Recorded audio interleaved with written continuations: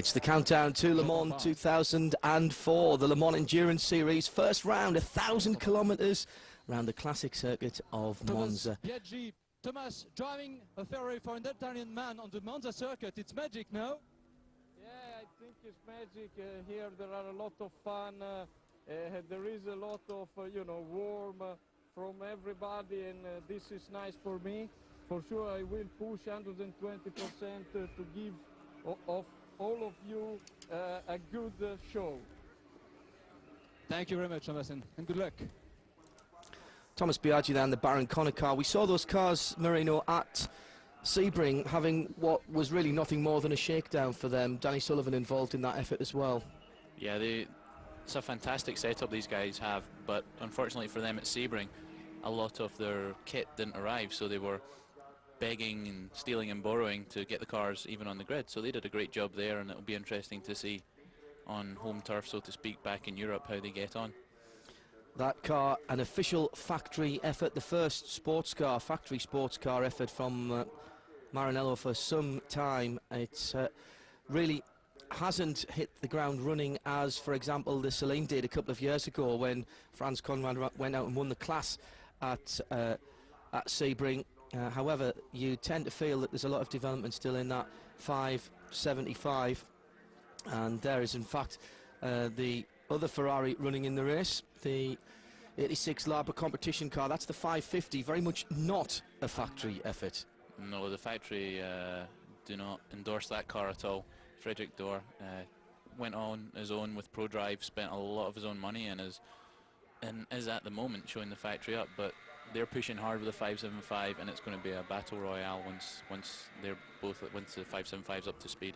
Is it a done deal in GTS? We talked about the prototypes earlier. Is it a done deal? Is that car going to run away with it if it lasts, the 86 Labra competition car? Pedro Lamy, Christophe Bouchou and Steve Zacci, I mean, three great drivers in there. It does have the makings of a runaway, but the Bartels and the Celine is going to really give them a good chase.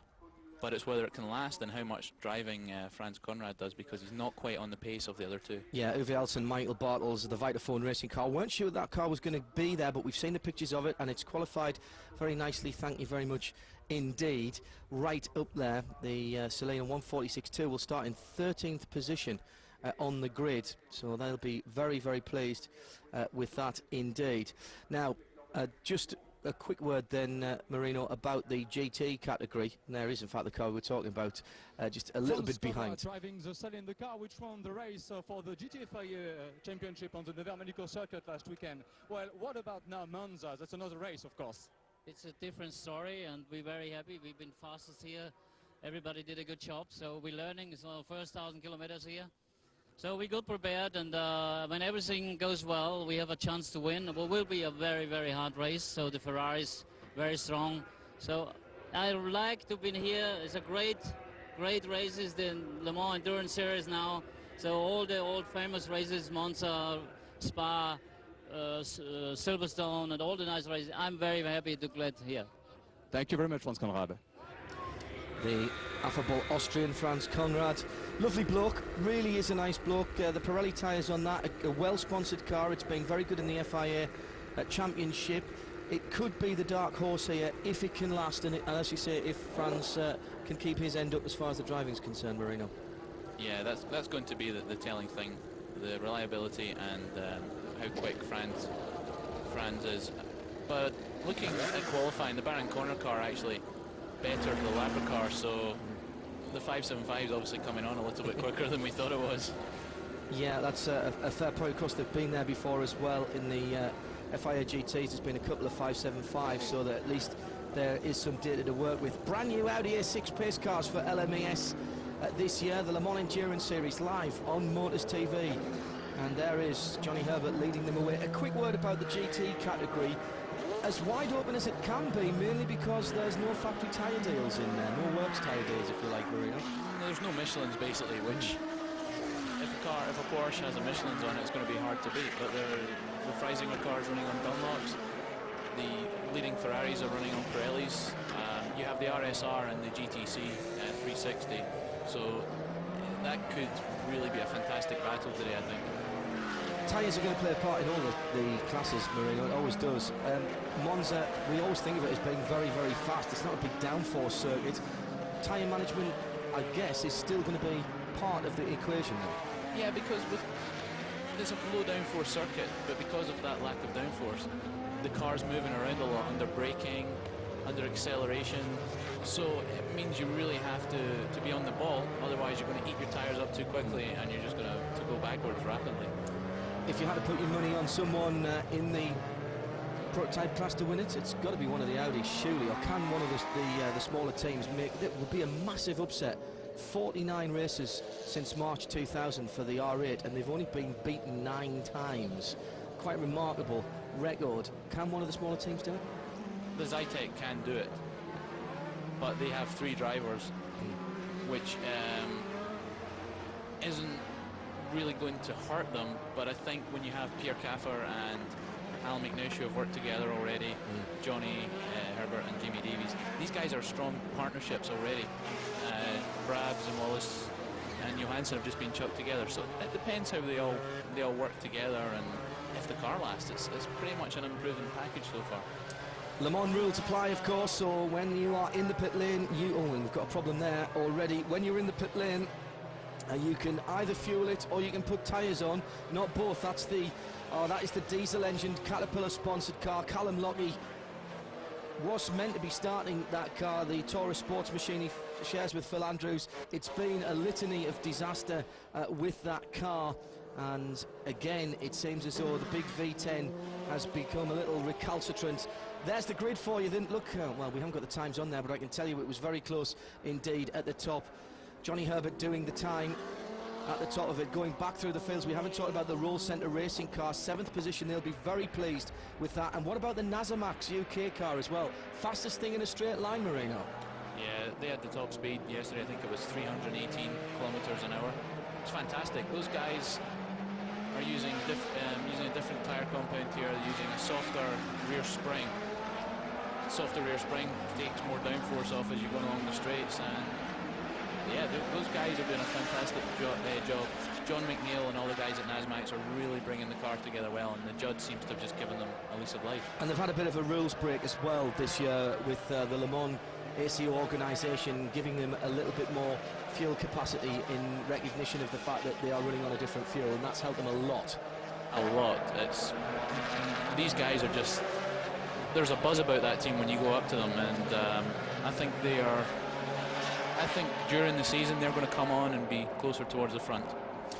There we are then, there's the magic numbers. A maximum of 6 hours or 173 laps for the classic sports car distance of 1,000 kilometres at Monza. How good is it, Marino, to be sitting watching that kind of class of field, trailing around behind that Audi A6 and just a few moments away from getting a real proper endurance race underway? It'd be nicer to be out in one of them, but I did the first race, the Le Mans 1000 kilometres in November last year, and just what an event, just to do 1,000 Ks. It's just, as a kid, it's what you hear, you know, at Brands Hatch with the 962s and everything, and to see it coming back is just fantastic. The TVR there towards the back of the field, they've had their problems this week as well, but good to see it out. John Harshaw and Graham Mundy, Richard Stanton in the Race Sports TVR 400R. Watch the red light, it will go out, and we'll be racing 173 laps on 1,000 km. We're 4-5 wide already as they go across the line, and Herbert gets the power down, but Mcnish is right up his tailpipes there, and Andy Wallace already shuffled down into 3rd place, and is Nish going to have a look down the inside?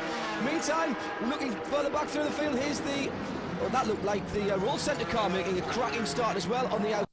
Up some places, yes he has, over the corners. Well, it looks like the major protagonist Marino have got a start, but it certainly looks to me. Mcnish has hit the front already there. He's used his head, done him on the exit in the lead already, so it's going to be interesting to see if Alan can pull away. Yes, and in fact we were told that Jamie Davies, weren't we, that was going to start that number 1 car, but seeing Johnny on the grid would suggest that Johnny's in the car, but it's not. It's Jamie Davies' helmet. Jamie Davies is out there in the car. And it looks like Wallace is having a go here at Jamie. Andy Wallace back from a big crash at Mosport just a few days ago, but he's well. Spoke to the team this morning and they're very happy indeed. So Jamie Davies jumped at the start then by Alan Mcnish. I was right as well, the Roll Centre car has come up the rankings rather well in this first lap here at the Le Mans Endurance Series. There is the Roll Centre car. Martin Short, João Barbosa and Rob Barth. João Barbosa really impressed me at Sebring, and 3 wide there, and it was the Creation Autosportive car that got squeezed along with the Nasamax car, with Robbie Sterling and Werner Luckberger sharing that machine. They were a bit unlucky there. Hopefully they haven't had too much damage. You don't want to be knocking anything aero off the back of the cars this early. You don't want to be taking any aero off, and hits on the side like Manasseh just took and knocked the radiators loose, and if that starts leaking then your day's over really. It's a sprint race. Although it's 1,000 kilometres, it's a sprint race. You need to be coming into the pits for fuel, tyres and driver change. That's all you need to be doing. So then, there's Jamie Davies in that Audi R8, the dominant sports car of the last 3 or 4 years. Now, who started the team go-kart? That's Dindo Capello. It is Dindo Capello. Good spot on the helmet there, Marino. Now, they've started off a little more circumspect. Tom will get in, Tom Christensen will get in that car. The tartan on the helmet there, it shows it's definitely Alan Mcnish who has started, and he looked racy right from the start, in fact from before the start there. He really did. I just had this feeling, you know, Alan's going to take the lead on that first lap. It's just a given for me. When I saw him going into the first chicane, he had a little look, saw it wasn't going to come off, lined himself up to take him on the exit, and he's a class act. Jamie Davies has settled down now into second place and consolidated that. It looked like Andy Wallace was looking to make that move. There's Dindo Capello just glancing in his right-hand mirror to see behind him. That's the Roll Centre car in 5th position. And we were impressed with these guys, particularly at Sebring. They did a great job. And I think that's João Barbosa who's at the wheel of that car. The whole team is doing a fantastic job.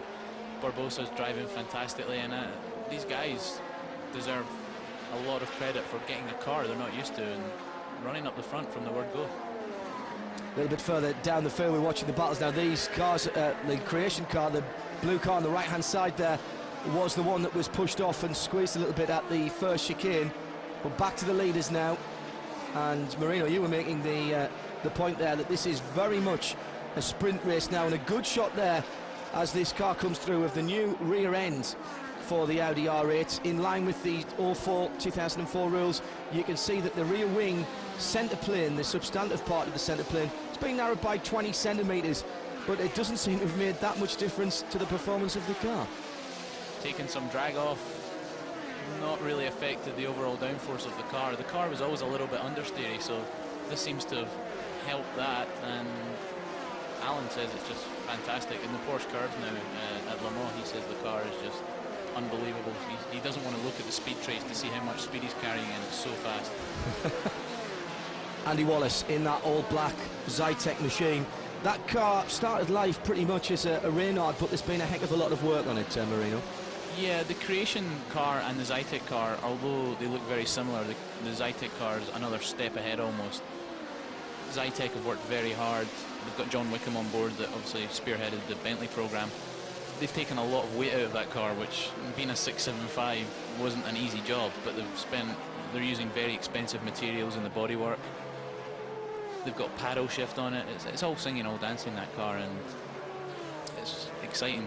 Now, problems for the 99 machine, I think that's the PIR competition pill beam, the MP84, that car, and you don't want that at the start of any race, particularly when the leaders are setting such a cracking pace as those three at the front. Interesting to see whilst that PIR machine is still along pit lane, that the two Audis, the two Audi Sport UK Veloqx engineering machines, are being trailed almost in the wheel tracks by Andy Wallace. Well, of course, as I say that, the camera makes a liar out of me. He's just dropped it back a little bit there, but good early pace then from that 22 car in 3rd position. Yeah, I mean, Andy's bound to still be feeling the after effects of his crash.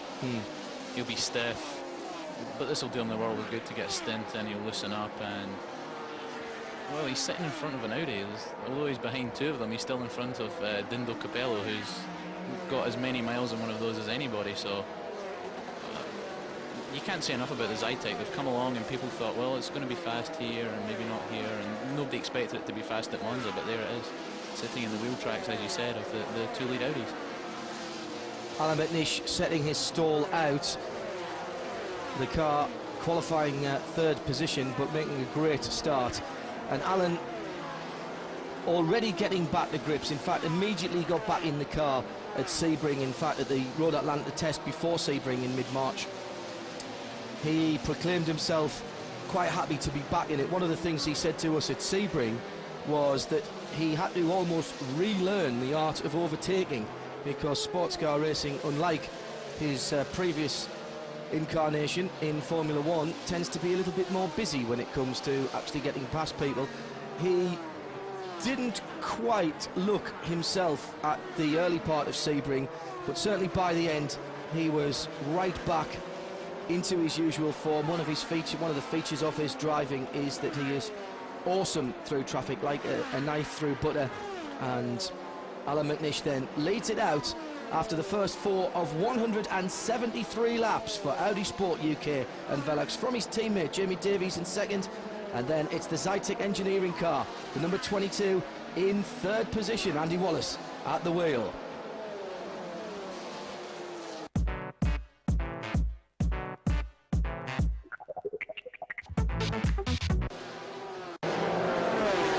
It's Monza, it's 1,000 kilometres, it's sports cars, world-class sports cars. How brilliant is this, with Alan Mcnish leading by less than a car's length from Andy Wallace in second place. And Andy just trying to pick his way through the traffic now. Jamie Davies got the best seat in the house there, watching these two sports car, real top sports car drivers battling it out one way and the other. It must look like a PlayStation game. Oh, Davies got really chopped there behind.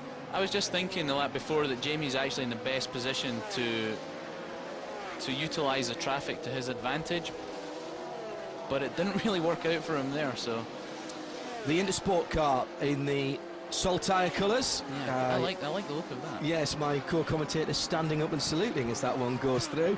And that particular car, Clinfield, Bill Benny and John Field. Now that is the Lola chassis with the Judd engine, and Mcnish just blows him by. Second place still is Andy Wallace. He'll be handing off to David Brabham, of course, at some stage in the future. Where, oh dear, that's a bad. Now that is a bad block.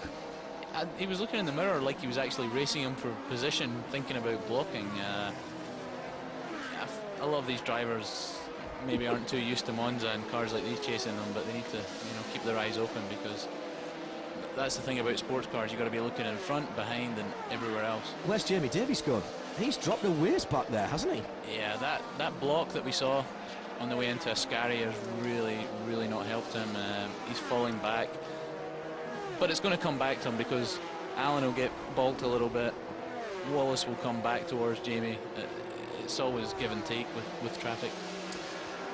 Talking to the Audi team earlier, oh dear me, that's just a little hello, I'm here and you should be watching your mirrors kind of tap, isn't it? Yeah, Jamie's obviously frustrated because he's just wasted 3 corners. The guy's driving like he's going for position. He's not helping really anybody there. He's costing himself time and he's costing the leaders time. So that is a good point, actually, because it is a skill in sports car racing, whether you're in a prototype, and particularly, let's have a look at that again as Jamie Davies goes up the inside and just decided to hold his line there. I don't really say that's Jamie's fault. I don't know where. I think that's was that John Field in that car? Looked like John Field to me. Yeah, it looked like his helmet. Now John's normally better than that, in fairness. I'm a bit surprised. I think John's used to racing these cars in his Lola, and he's not really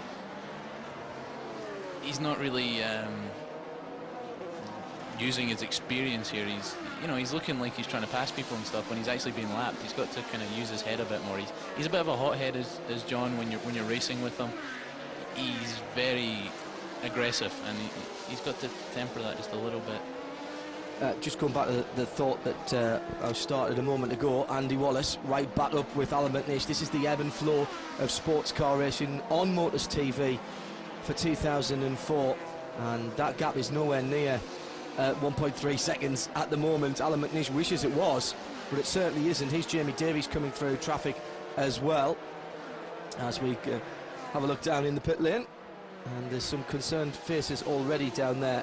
Mcnish now absolutely balked there. He's got nowhere to go. Here comes Andy Wallace right up behind him. 2 GT cars, the TVR two TVRs in fact, and a Ferrari. Now, right in behind Mcnish, you almost can't see him, is Andy Wallace there. And Wallace was looking very racy as they came down to the chicane there. He's still right up underneath Alan Mcnish, and again, cars racing for position there. You can't really blame them. Mcnish coming down on them in that number 8 Audi UK machine at a rate of knots and finding the whole of the track 3 wide blocked by GT cars. When they're racing for position, there's nothing you can do, but when cars are kind of blocking the field when they're not racing anybody else, that's obviously irritating. Now here's the battle for the position in GTS that they're coming to next. Now these GTS cars are pretty quick in a straight line here. The 550 Pro Drive Ferrari is probably the Labra car. It's probably one of the fastest cars in a straight line. It's got a lot of power from that V12 Ferrari, and it's going to be tough to pass. And of course, Uwe Elson, Michael Bartels and Franz Conrad in the Vitaphone car do not want to give ground to that car in any way, shape or form, but I have to say that's a fair piece of driving by the Celine. Now, can Mcnish get down the inside? I don't think he can. He had a bit of a worried look there to see if Andy Wallace in the black car behind was closing. He wasn't close enough, but Wallace is, to me, I think Andy Wallace has taken a few chances here, and he does definitely want to just get onto the tail of Alan Mcnish. Now, if he could get past, now we'd have a race on our hands, wouldn't we? It'd just be, you throw the form book out at that point, I think. If we haven't already, it's just amazing what this little car is doing so early in its development. Jamie seems to be getting through the traffic a little bit better now and closing back up, but as I said before, that's going to swing in roundabouts. It's going to close up. We're on lap 9, and we have completed 9 laps rather here at the Le Mans Endurance Series first race, the 1000 kilometres of Monza for 2004. And look at your screen now, and we are going to see this for the better part of 5 hours, ladies and gentlemen, because this is what top-class sports car racing is all about. This is the battle for the lead down to 3rd place, all in the same camera shot pretty much. Jamie Davies there in 3rd, can still smell the exhaust pipes from Andy Wallace just ahead of him, and he does not want to let them get too far ahead. But passing through the classes is going to be a part of this race from now right until the end. And this is the joy of sports car racing, because a 5 or 6 second lead can disappear in 3 corners. Wallace really looking very aggressive there as he came through in that 22 car, the Zytek engineering car. He's going to share that with David Brabham and Stefan Johansson, and those guys pretty much thrown together. And again, Mcnish passes a car under braking for that chicane, got through cleanly this time. With Tony Burgess driving the 84 cycle Porsche with Philippe Collin. Tony Philippe stopped very early in the race, and the front of the car is damaged. What happened exactly? Unfortunately, there were a couple of cars in front that spun, and Philip had nowhere to go, and one of them came over into him. He didn't make any mistakes, but in this kind of racing, you know, you have to watch the people around you, and unfortunately, sometimes they can take you out. Well, will you restart within the next 2 minutes, do you think? Oh yeah, we'll get it going again. Yeah, there's not really an extraordinary amount of damage, just enough to cause. Thank you very much, Tony. Tony Burgess, regular in the American Le Mans Series as well. Being very optimistic, I think, there. I think if he thinks he can get that done in a couple of minutes, that our pit commentator there, we should give him a set of spanners. You'd get a job on any team. Exactly what we thought there, Marino, just a little bit of a problem ahead, and when it's that close at the start of a race and you've got 41 cars on the track, then there's always going to be problems if you're in the midfield. It's just your luck in the end. You can get involved in things, you can miss them by an inch. There's usually an inch between being a hero and zero.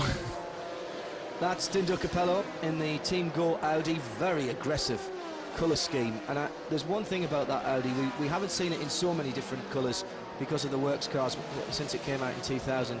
But the 2 colour schemes at the moment, very different, and it actually makes the car, in my view, look very different indeed. The purple and silver, if you tried to sell that to me before I'd seen it, I would have said no, but it works very well indeed. More problems early on. No, I don't want to be put up in the air. Thanks very much for the Paul Belmondo racing machine.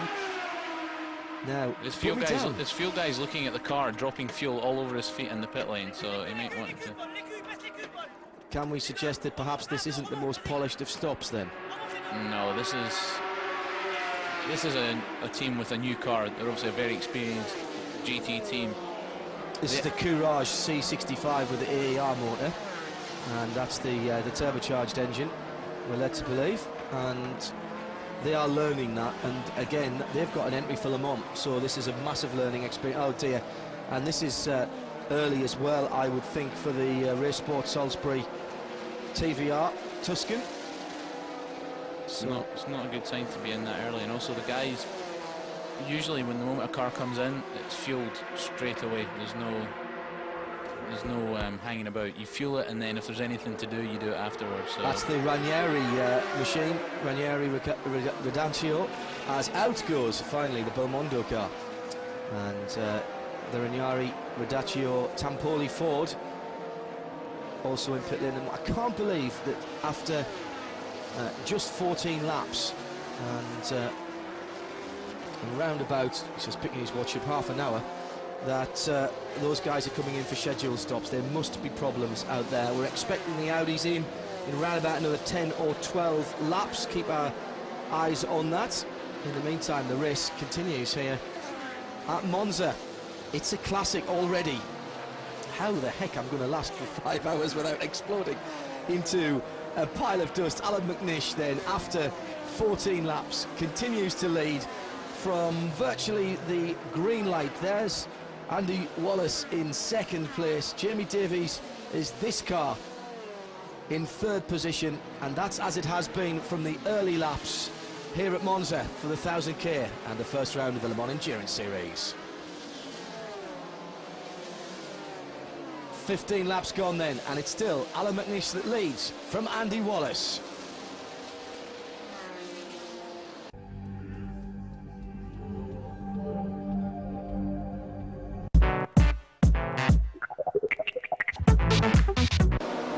Just over half an hour of either 1,000 kilometres or 6 hours of racing here at Monza has gone into the record books, and Alan Mcnish leads still from Andy Wallace, but it's been nip and tuck over the last couple of laps. The gap now back out over half a second, but Andy Wallace has been hunting the back of that car. He's had a couple of little nibbles at Alan, and he's had to block, and Alan's been losing some time. Last lap around a 1:47, then he's gone down to a 1:41 last time around. That tells you what happens when you get in a little bit of clean air. But look at that, Alan Mcnish using all of the curbs and a little bit more in his attempt to get some clean air between himself and Andy Wallace. And Wallace there desperately trying to take advantage, Marino Franchitti sitting next to me, of the traffic. Yeah, you can see how hard Alan's having to work. He's waving at Robbie Sterling in the Nasmac's car as he was approaching him there in the straight, because Nasmac's car was 8 kilometres faster than the Audi in the straight, so he really needs Robbie to work with him to get past. Fortunately for him, Robbie was, and he got the move done, but he's really having to work hard to keep Andy behind him. And that is the battle for the lead of the race. We should just mention down through the classes we haven't. Oh, that's Jamie Davies also going past Robbie Sterling there. That Nasmac's car, we've got to take our hat off to those guys, because they've done a heck of a lot of work since Le Mans last year. A lot of fan interest in that car, with the guys working through the winter and doing some hot weather testing, making some changes. That car's really come on in leaps and bounds, Marino. It's just fantastic. As I said earlier, John McNeil, all the guys at Nasmac's are just doing a great job. And we should mention, of course, it's not run, for those of you that don't know, it's not running on petrol. It's running on a completely different fuel. Yeah, was it bioethanol. Bioethanol, which smells, for any of you people back in the UK, like safety glue at school, the white stuff you used to paint on your hands. That's what it smells like. Well, John did say that they can make it smell of anything they want, because you can add an additive, so you could have it smelling of strawberries and cream if you really wanted to. I think that would cause a bit of consternation. Stop me getting a headache when you're behind it, though. But it certainly would be nice. That was the pole-sitting car, Johnny Herbert, claiming his first pole since Formula 3000 in 1988. Amazing to think that Herbert has not had a pole in the American Le Mans Series or anything between now and 88, but that was the case. Jamie Davies taking the first stint, and he is probably going to do a couple of stints in that car. Quick run down through the other positions. We haven't seen much of the GTS and GT battle because of the action at the front, but looking down there, we've got Christophe Bouchou in the number 86 Ferrari is absolutely head-to-head with Uwe Alsen, who's in the Vitaphone car. There's barely anything between them on the track at the moment. They're first and second, And then it's Mike Hazelman's a little bit back further down the road in the Baron Connor racing car that he shares with Angie Barda and Jean-Denis Delatraz. That's the battle for the lead. In GT category, looking down, it looks like it's Stefano Telli. Yes, it is. Stefano Telli, who has got the lead in GT for Porsche, of course. And Luca Riccatelli in second place in the 83 machine. So the two cycle cars, the 84 machine now. The 84 machine, yeah, that was the one that was in the pits, wasn't it? Luca Riccatelli sharing with Alex Caffey and Gabriel Rosa in the cycle car, and it's very close there as well. There's only a second between those two, and it's great racing all the way down through the field. It's nose to tail in all three classes, which is, as a sports car fan, is what you want to see. Yeah. Obviously, we're concentrating on the battle at the head of the field, but we will try and keep you up to date as we go through this first round of the Le Mans Endurance Series. You can tell that I'm getting too excited already. I don't think we're going to last, to be honest. There's Alan Mcnish leading out. We're only half an hour in to what, by my schoolboy calculations on the Eurostar on the way over, worked out at this kind of pace will be about a 5-hour race, all things being equal. Spoke to the Audi team this morning on the way over. Their weather station says 40% chance of showers during race time, but at the moment the overcast skies at Monza have cleared and we've got sunshine. Track temperatures will be going up. The Audi's running on a slightly different compound, a slightly softer compound of tyre than they have previously used, and rather secretively I was told that they have tried something on the car that was on pole, the 88 car, when Johnny Herbert was aboard for qualifying. They tried something that Audi have never tried before, and of course I asked what, and they said, I'm sorry, we can't tell you. So I'm afraid I'm no further forward as far as that is concerned, but something to do with the way that car was set up or the way they went out and qualified was very different from the usual modus operandi of the Audi car. Now there's the racers. Patrick Long there in the 81 car. I know that bright green helmet anywhere. He's sharing with Lars Nelson and Tokyo Tiring. Used to seeing those cars in blue or yellow and blue in the American Le Mans Series. Kevin Buckler's equipe from Sonoma, California. In fact, they are based at the raceway at Infineon at Sayers Point, and they have joined the Le Mans Endurance Series, where at the moment, after 18 laps, it's still Alan Mcnish that leads for Audi UK and for Veloqx.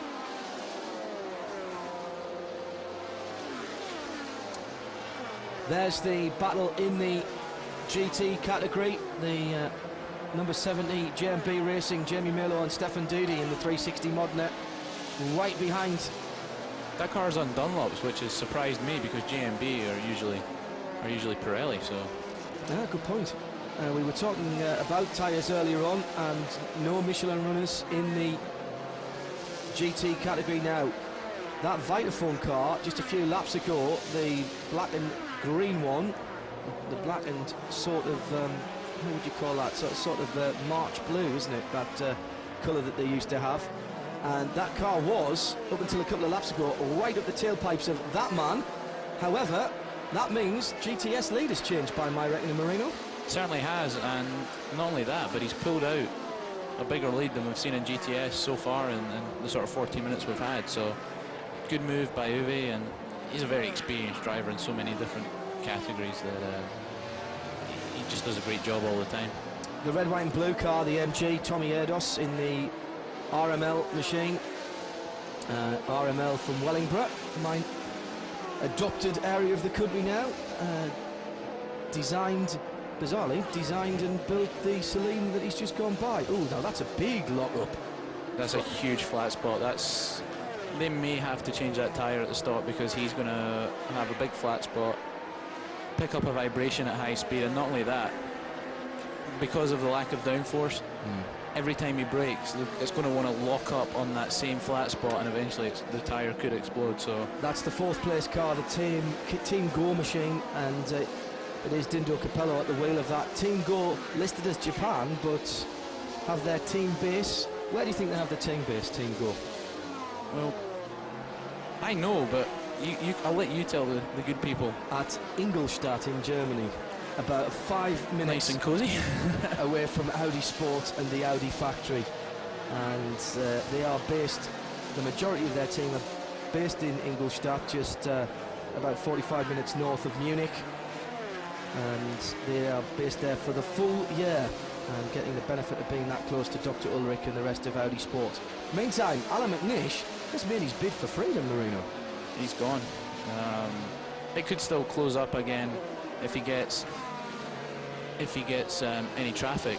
Andy there's nothing really in between the cars. It's just the traffic that's making the difference. The times, I think they can do very similar times. It's whoever's getting through the traffic the best. And catching it in the right place. You made the point of it possibly being down to luck, this sports car racing game, and there's a lot of that, because if you catch a car in the wrong place on any track, and particularly somewhere here like Monza, you can lose a shed load of time. Yep, it's all about timing.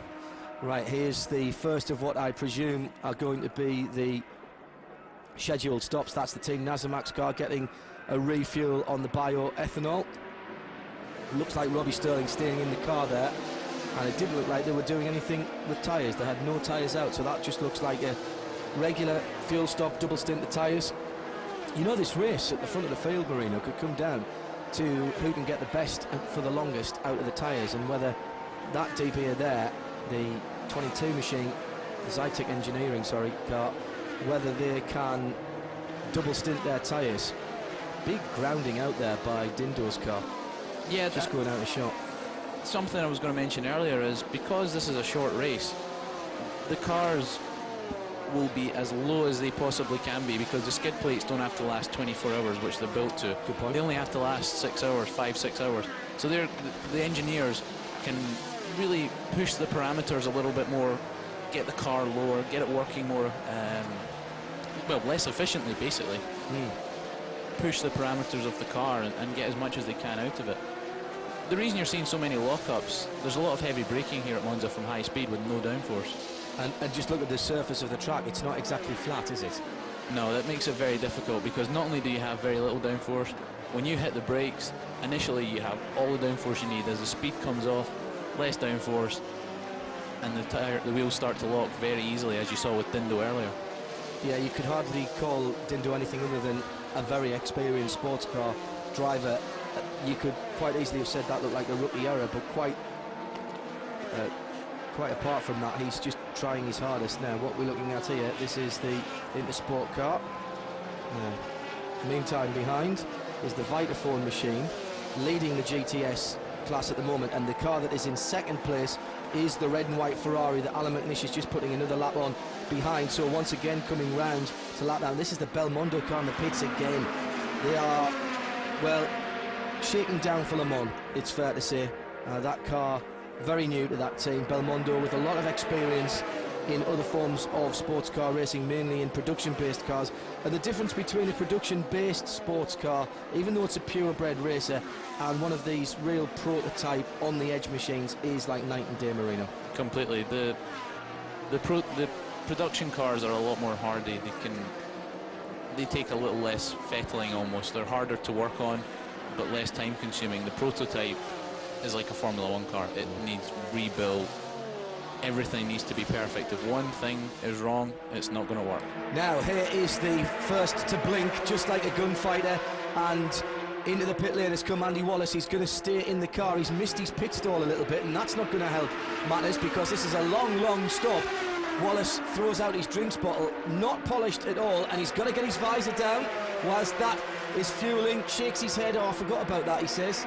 Now, will he get a penalty on that? There's no tyres out. And I saw, was that Stephanie Johansson who came out ready to tell it was Brabham? Brabham came out, had a look, said, "Are you okay?" Because obviously he's still suffering from his crash. I'm sure they're just checking. If he was not feeling the best, they'd have put Brabham straight in. But yeah, he seems pretty happy. Okay, so let me make a note of that. That is just over 45 minutes, and it's probably 10 minutes less than I would expect an Audi to do. And not the best stop either. We'll have to see how that shakes out when Alan Mcnish comes in for his stop in just a few laps. That was 24 laps for Andy Wallace.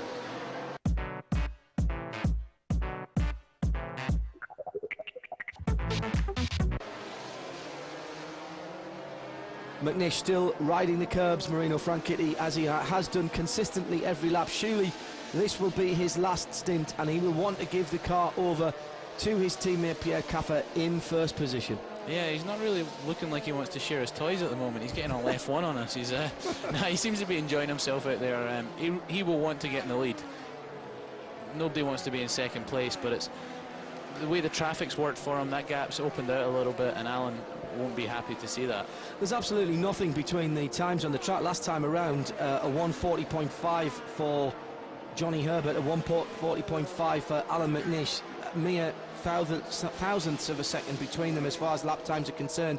Both on the same tyre strategy, both on a second stint on those Michelin tyres on the Audi R8 in its 50th race since it broke cover in March of 2000. It's won 39 out of the 49 that it has competed so far. Quite a remarkable statistic. Johnny Herbert leading at the moment, and there the TVR still running, which Amanda Stretton, home in Oxford, will be pleased to see. She sadly not taking part, and extending her family a little bit this year, taking some time out of racing, but that TVR still running. Can't tell you how far down the run it is, I'm afraid, because we only have the top 20 here. It's still going strong though at the moment. The little bit of traffic there has really helped Alan. As you can see, he's closed back in. Visually, I think it's closer than the 2.3 seconds that it says on screen. Once we get back to the line, we'll have a better idea. It was 3.4 the last time around. It's nowhere near that now, is it? So I would say that that's probably just about 3/4 of a second, perhaps a second, depending on where you take the timing into the final right-hander. Stretching back, looking for the third place car, which is Segiara, and they really don't seem to be on the same page as the Veloqx cars. Very bizarre, isn't it? Very bizarre, because that is a Team Go that is exceptionally competitive. They have the kit, they have the equipment, they have the experience also over Veloqx, which maybe surprising them a little bit. Some minute behind Segiara at the moment. There's the Uwe Alton and Michael Bartel's car. I think it's Bartel's. It's Bartel's in the car now, class leader. So you can see the second place car just in the back of the picture. Yeah, that's the Pedro Lamy now in the Pedro 550. Lamy, yeah, in the 550. These cars indecently quick down the tubes at long tracks. I mean, that car that you're looking at there, the Celine S7R, 7-litre big Ford V8, Ford-based V8 engine that Steve Celine's company in Irvine, California have breathed on. Lots of torque, and that car built with one thing in mind, and that was the long straights at Le Mans. But let's go back to the leaders, and Alan Mcnish now beginning to apply pressure to his teammate Johnny Herbert. They've got to get around Rod Barth, put another lap on him. He gave them room, just got out of the throttle, I think, a little bit to let them by as they come through into the chicane again. And Mcnish has got target acquired, and he's now bearing down. Now this is the sort of battle that we want to see. Racers group in the pit lane, looks a standard pit stop. Meantime, the leaders are charging down towards the final corner, which is kind of just to the left of this, Mr. Cameraman.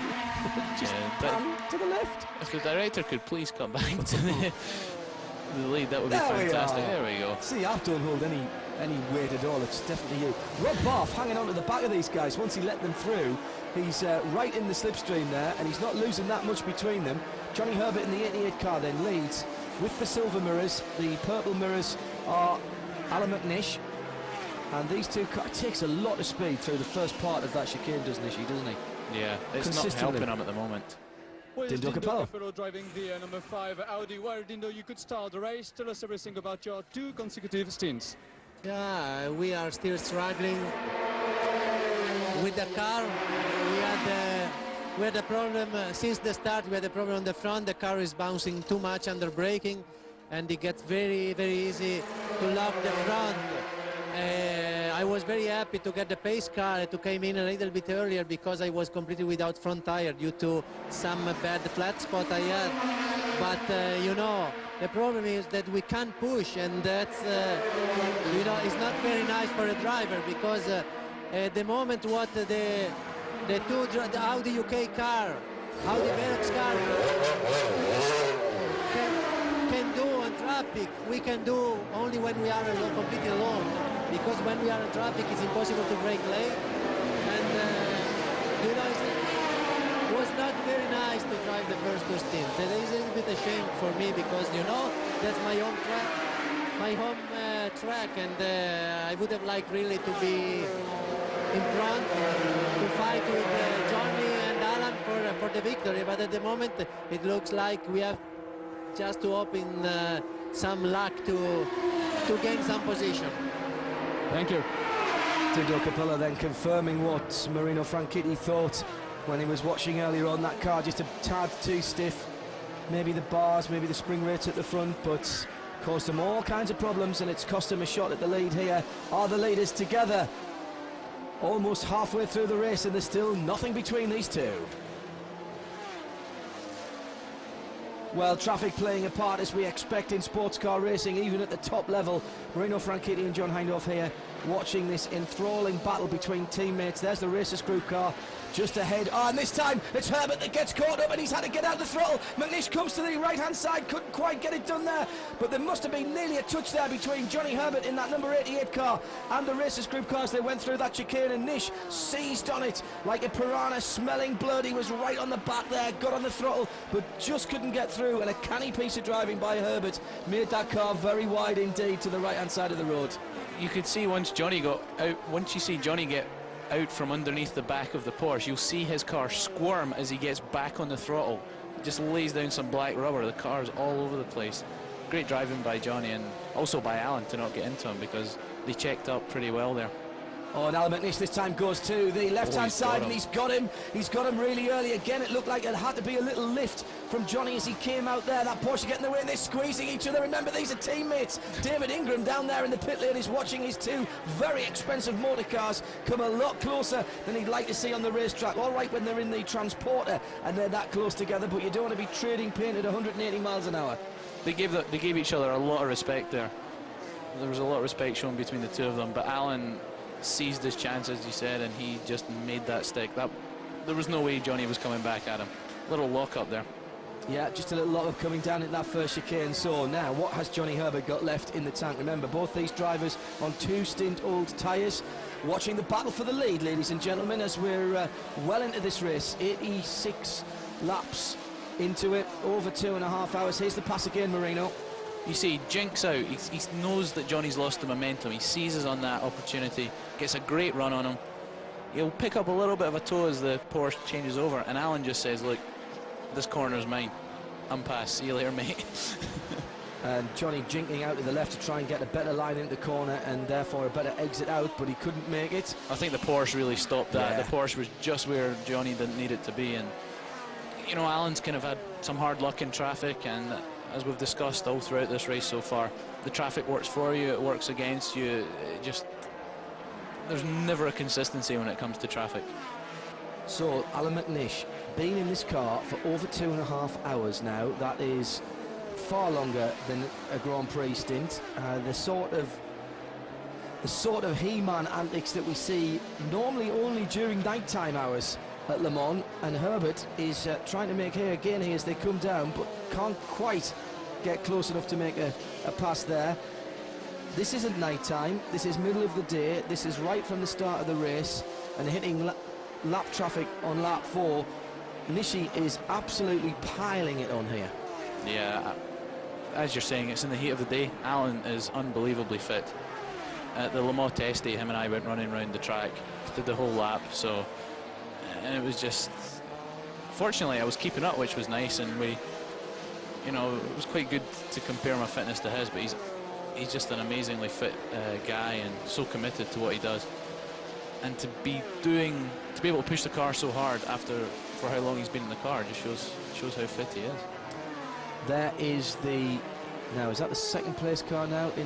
Yes, it is the second place car in GTS. The car that the black and light green car that just went through there is the leader, and the battle for the overall lead of the race is catching up on that GTS lead battle. They've been at it as well. Haven't seen a lot of that, obviously, with all the action at the front. It's unfortunate, but obviously at the front of the field we have had a good battle pretty much right the way through. There's third place driver Sichiara Dindo Capello said they were complaining of some problems with the front of that car. If you watch it as he comes down under braking, look at the car, you can just see it porpoise. Look at it porpoise. The car is just, the moment they're hitting the brakes, the car looks like it's ready to lock up at any moment. And as a driver, you just can't commit to the corner.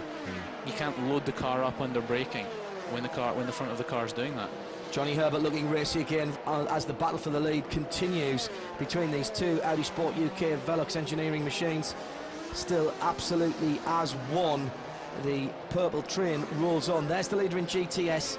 That's the Michael Bartels driven Vitaform machine that set the FIA world alight, the FIA GT world alight at the last round. And he's got the two leaders bearing down on him at the moment. Ooh, just a little bit of a problem there for Johnny Herbert. Just starting to get a little bit locked up and crossed up. Tyres coming to the end of the second stint, but these Michelins pretty good at the end of their life. The tyres will be just as good now as they were at the beginning. Marco Saviozzi. Marco, unfortunately, we can see the 26 garage now definitely stopped in the garage. What's the reason why?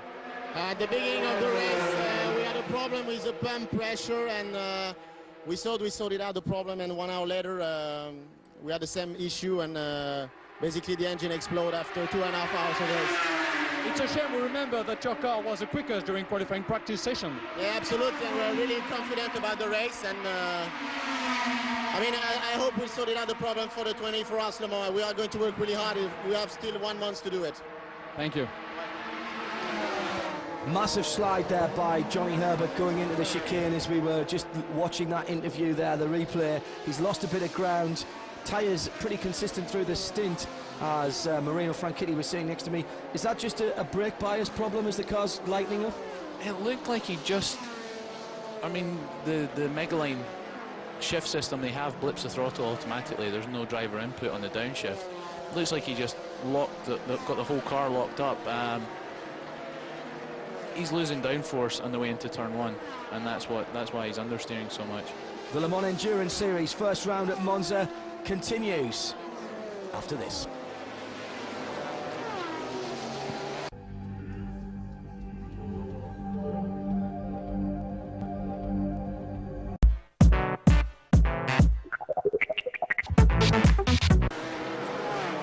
Alan Mcnish back at the head of the field and at the top of the timing sheets on the Le Mans Endurance Series opener for 2004. The classic 1,000 kilometres distance at a fantastic circuit for sports racing cars. It's Le Mans Endurance Racing and Le Mans Racing at its best here on Motors TV. And welcome along if you are just joining us. Alan Mcnish and Johnny Herbert have given us a fantastic demonstration over the last half a dozen or 10 laps just about top-line sports cars and top-line drivers as well. Got to say thank you as well to a whole host of people, including everyone who's been texting me from Monza with the latest updates. Thank you very much indeed, and also to Sarah Pass, who's working hard back in the UK at the moment. Also everyone on the forum, yes, we are reading your comments, and Marino Franchitti alongside me is thinking of getting his fan club restarted now. I think we've got a few new Marino fans. This is the Nasamax car back in the pit lane. That car's been impressive today, has it not, Marino? It's been fantastic. It's great. It's great to see these guys getting a good run. The car being reliable and being fast. They've worked so hard, and as I said before, the buzz that you get when you go into the Nasamax garage, not just from the fuel but from the team itself, is fantastic. They're a great bunch of guys, and it's great to see them doing well. Now that Alan's made his little break, he does seem to be getting away a little bit from Johnny Herbert in second place. These cars both on 2 stint-old tyres. Surely Mcnish can't take another stint in this. Pierre Caffer, I mean, I know you said that they made Mcnish, as in he's stealing the toys. He's got to learn to share. He's an only child, so he's got to, doesn't play well with others. He doesn't play well with others. It's a bit like me. But you said they made him a new seat in the week after Le Mans. You sure they didn't do it with super glue, because it seems they're going to need a crowbar to get him out of there at the moment. Yeah, looking at this race, it's going to really come down to the other drivers, because there's nothing between Alan and Johnny. It's going to be how, when Jamie and Pierre get in, who's who's the most consistent, who's going to get through the traffic better. Now, does it help that Jamie's already been in the car? He started the race and he was, you know, he was very competitive at the start. I thought he drove sensibly, didn't try to go for gaps that didn't exist, didn't try and push the traffic. Pierre's going to get in, you know, nearly 3 hours into the race, probably run all the way to the end, and he's never been in the car yet in the race. Yeah, I think he's got enough experience in the car now that shouldn't be too much of a problem. It might take a lap or so to settle in, but he's got the best teacher in the pit lane. Alan Mcnish, if you look at, well, we're looking at the Team Go car now. Ara's teammate, Dindo Capello, was seen as sort of an average driver, and Alan just helped him build his confidence. His talent was always there, and Alan just helped him to come on, and he's doing the same with Pierre. That car going through that onto the fast straight there, again you could see what Dindo was talking about earlier on. It is getting push, it's getting understeer. There's too much steering input going into that car, and that must be absolutely mullering the front tyres. It's got to be killing the tyres, and also, as I say, the drivers, the car is just porpoising on the front. You can see it bouncing up and down like a 911 Porsche. That was very prevalent in the early days of the R8s. I remember seeing him at Sebring bouncing about all over the place. Here's the GTS battle. Come back to that thought in a moment. That's first and second. Oh dear, the Graham Nash car almost making it a Celine sandwich there. Oh dear, oh dear, oh dear. That was the battle for first and second in GTS, by the way. They are that close on the track, and they are 10th and 11th overall. Just ahead of them, Andy Wallace and in fact, David Brabham still in the car, fighting their way back after those early problems. Still some 7 laps down on the leader. Give you a rundown of the positions, actually. It's the Mcnish car leading by that amount, as you can see, from Johnny Herbert in second, Sechiara in the third of the Audis in third position. It is Jamie Campbell-Walter in fourth position in the number 3 Creation Autosportive DBA Zytek. Then Rob Barth in 5th position, and it is, I think, Rob at the wheel of that car. Certainly was the last time we saw him. And fair play to Roll Centre Racing. João Barbosa, Martin Short, I don't think has been in the car yet in that Delara Judd, but Rob Barth holding his end up very nicely indeed. Has unlapped himself, or had unlapped himself momentarily, and got himself back on the same lap as Manassian. Doesn't say that on our timing screens now, but that's certainly what we saw earlier on. More pit stops for the GT cars. A little bit further down, by the way, those are the first 3 cars are on the lead lap. Bit of damage there on the Creation Autosport Eve car. Campbell-Walter at the wheel. The first 3 cars still on the lead lap. Manassian a lap back, Barth a further lap back. Sohail Ayari listed as at the wheel of the 17 Pescarolo Sport machine. And there we are, just confirming that as we were going through. 94 laps out of 173.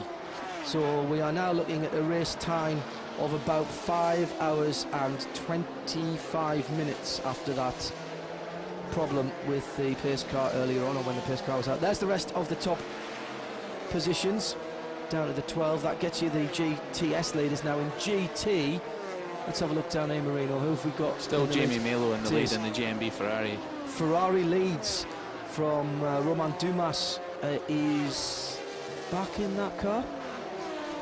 I think it was Ortelli that got back in that car. Yeah, it was definitely Ortelli that got back in. It has been back in the pits since, but it didn't look like a driver change. It just looked like they had a couple of problems. So there we are then. That gives you an idea at least of some of the timing and scoring. www.lmes.net, by the way, if you want to keep up to date with the Le Mans Endurance Series. And of course, motorstv.com. Join the forum on there if you've got any questions for Marino, Franchitti, or indeed myself, John Hindhaugh. I'm sure that we will do our best throughout the race to answer them for you. We're watching the battle for the lead, and Alan Mcnish has reclaimed it, and at the moment has, well, for a brief moment, had the Cycle Motorsport machine between himself and Johnny Herbert in second place. These 2 cars are still lapping around the 139, 140. This one is not only over by any means. Plenty of racing still to come from here at Monza. Motors TV with live coverage of the Monza Le Mans Endurance Series. That's the battle for the lead. Alan Mcnish with the inside set of headlights on, and Johnny Herbert with full beams on, trying to melt the retina of his teammate in front of him, Marino Franchitti alongside. These two guys, it looks like nothing's happening at the front of the field. An untrained eye might think that these guys are right on the pace that they've been from lap 1. Quite remarkable. They are on top of their game. They are within a second of the qualifying times almost, or sorry, their warm-up times, and very close to the qualifying pace. They're really pushing each other on hard. As you say, the tyres are very, very old now. But the Michelins just keep going. Now we've got a car running a little bit wide there. Yeah, one of the GT Porsches, and I think, I was going to call the wrong one there. Unfortunately, I saw the number. It was the, was that the Fraser Motorsport car? No, it wasn't the 85 car, was it? No, I don't think that was. But no, the Michelins at the end of their life are still as good as they were at lap 8. The cars are just, the cars use the Michelins and the Audi are just a great, matchup. They use the tyres very easily. Nick Manassian about to get back into the Croatian Autosportif DBA Zytek. That is in 4th place at the moment. Jamie Campbell-Walter just got out of there. Steady stint from Jamie. Nothing too dramatic. Nishi, go on, son. Well, if you want, both Veloqx cars can use curbs at will. The car is very comfortable over the curbs. You look back at the 3rd place car, it cannot touch a curb, it cannot look at it. It's just, these cars are in a different class at the moment. I have no doubt that as soon as I start to ask you about this, we'll get some action through this traffic, but I'm going to try and get this in. We heard Dindo talking about that front end chatter. Is that bar? Is that the front end of the Audi has always been notoriously difficult to set up, and it's very, very sensitive to ride height changes. Is that just something that the Go team have uncharacteristically got wrong, or have the Veloqx team all of a sudden just found something different here for Monza? I don't think they've got anything different mechanically. Let's just go down to the pits for a moment. The race in the LMGTS class is really fantastic. Giorca fighting with the 86 Ferrari. Tell us everything about the situation. Yeah, it's a very difficult race. We have a hard fight with Ferrari. We are in the moment in the front, but the gap is very close, very small. And now we have a refueling stop, and we change the tires now, and also the driver. Franz is going in the car now, and we will see. I hope that we have a little bit luck and can win the race, that we go over the distance without problems. After a quite difficult period, the car seems to be reliable now. What did you do for that? What did you do now to improve the reliability of the car? Yeah, we changed now the tires, making refueling. Franz is going in the car now, and then we drive to the end with Franz. We hope that we can run without problems. The car is quite good in the moment, the balance from the car is good. The tires are working very well. We will see. Thank you.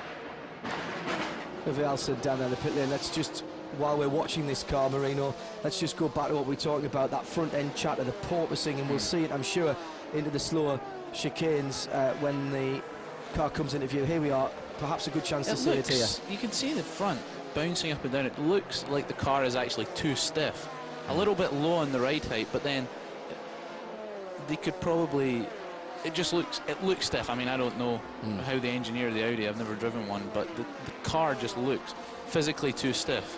And it does look like they're having to put in too much input into that steering wheel. You see, it's because what's happening is the car is bouncing off the track, and the car's not riding over the bumps. You're on top of the bumps, so you're just bouncing from one bump to the next. I said these cars were critical on ride height. I've heard in the past, listened into team communications, where people ask for 5 mil adjustment. That's a huge adjustment. Right, that's on these. So what, 1, 2, 3 mil? 2 or 3 mil, and you feel 1 mil, but 2 or 3 mil is a good change. Wow. On a prototype, and you really feel the difference.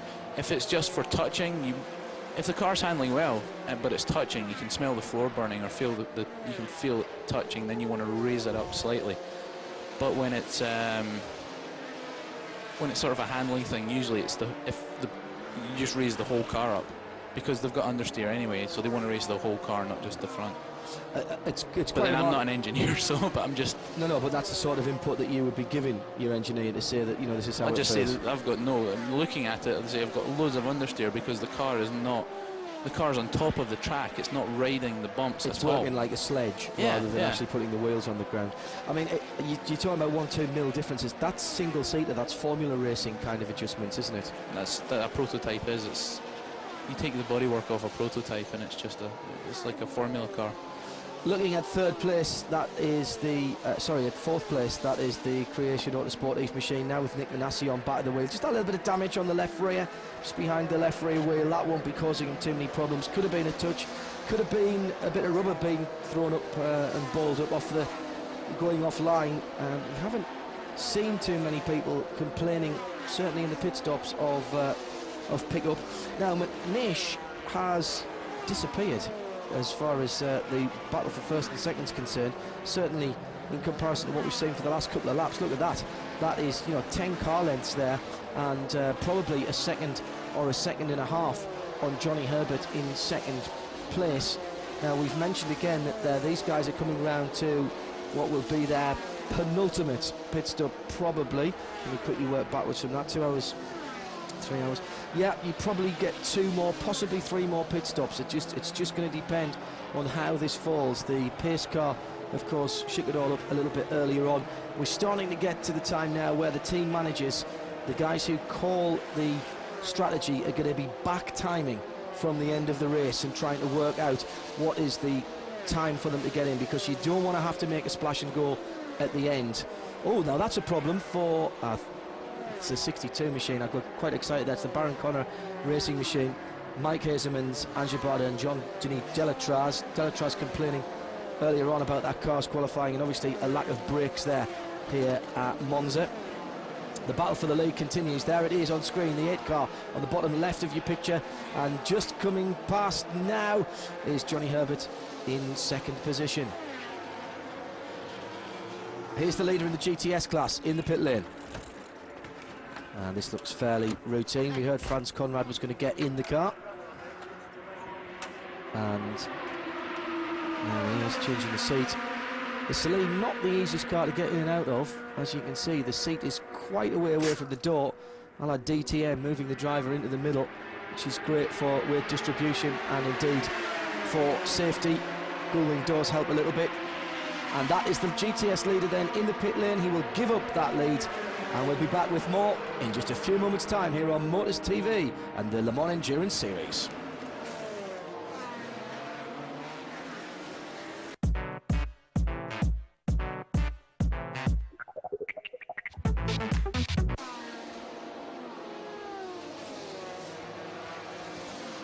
They're both on new tyres, so it's just kind of no holds barred, flat out battle here. Again, the traffic's making the biggest difference. Yeah, coming up on that Gem-B Ferrari that's just come out of the pit lane, so they're just getting up to speed. And, well, I wonder if Johnny Herbert will just have a go at trying to rattle Pierre Caffer's cage a little bit. He is brand new into the car. Well, Johnny braking very, very late indeed and closing right up. The camera foreshortens it, but there was no doubt that he was closing up under braking there. And the screw is beginning to be tightened. And Marino and I just edge a little bit closer to our TV monitors because we can see that in the next lap or so, this is going to get exciting again, isn't it? We love sports car racing. We certainly do. We'd love to be out there. Well, certainly I would. A little bit of traffic like that is going to make all the difference. Pierre really worked that to his advantage. Yeah, he wanted that car between them through those corners, didn't he? Yep. Because if the Ferrari hadn't split them, then Johnny may have got a run on him out of the next corner. How much of that do you have time to think about when you're in the car, Marino? Because most of us, mere mortals who aren't professional racing drivers like yourself and these guys, we would have enough trouble, and I know because I've tried it, trying to keep a car on the track and drive it for half a dozen laps, never mind 3 hours like Nish has just done. How much mental capacity do you need to keep for that sort of thing? Huge amount. You're always thinking of how am I working the tyres, how do the brakes feel, conveying information to the pits that you're getting from the feeling of the car for your teammate and also from the dashboard. You really have to be able to drive fast. Okay, there's the position after 109 laps. Let's go to the telephone and say hello to Alan Mcnish. Hello there, John. Well done, my man. 3 and a bit hours in the car. and you didn't even have the good grace to look like you were sweaty or tired when you got out. You must have enjoyed that. Well, that's what happens when you do some training, but you wouldn't know anything about that, John. See, look, he's been on 10 seconds and I get abuse from him. Alan, that was a cracking first stint, my man. You got the lead early, had to give it up during that pit stop. That must have been a bit frustrating for you. It's one of those things. We had, by the time the safety car came out, I was actually in Parabolica, and that's the last corner, and so it was too late to call to come straight into the pit. If the tyres weren't ready or something, we were going to look a bit stupid. So we did the one lap. The sister car was much further back. It was 50 or 20-something seconds, so it could get the call. And by the time we came in, the cars were backed up to high heaven, and effectively we just couldn't get the car back close enough to the fuel rig to refuel. It was frustrating because we lost 20-something second lead. But you know what it's like, that's racing, and it just means that you've got to work a little bit harder for your money in the second part. Did you actually have to do it looked like you had to do the tyre stop first because you couldn't get the fuel rig onto the locator? Yeah, no, we did have to do the tyres first. We tried to get the fuel on, couldn't do it, and then we decided to do the tyres and then to refuel. One fortunate thing is it was under yellow, so it wasn't as if we were losing green track time, but it was still frustrating to see what you had worked for 2 hours to build up and go away. You work the traffic very well. Pierre's in the car now doing exactly the same thing as he's just going around the Certec Porsche there with Johnny breathing down his neck. It's always going to be a feature of sports car racing, and Monza is a great track for sports car racing, isn't it? It's quite tricky here, actually. I thought it was going to be easy with the big long straights, but unfortunately with only a few corners, if you get held up in one of them, it's a big percentage of your overall lap time. And, it does play a factor. It certainly played a factor of me regaining the lead from Johnny. As he got held up through the Ascari chicane and I was able to get a run on him. But on the flip side of the coin, exactly the next lap and the one again after that, it happened to me, but just fortunately enough, I had enough of a gap not to be overtaken again. Your cars look good. Both of the Veloqx cars have looked good. The Audi UK entries, Johnny. We heard that Dindo was complaining that car doesn't look happy at all, the Team Go machine. What's the difference? I mean, is it just setup? We were talking about ride heights, because your cars look very much happier over the bumps and under braking than the Team Go machine. Well, they're Audis, and so, we've all got the same basic package to play with. But as much as I know Dindo very, very well, and Tom from my days at Audi before, they didn't come down with a setup sheet last night and sort of say this is where we are, and we didn't swap information. We're trying to fight against each other, so to be honest, I haven't got a clue where they are. Just a quick fact. Behind, I don't care. Yeah, they're a long way behind at the moment. This battle rages on. I'll let you get back to it in just a moment. A quick final question.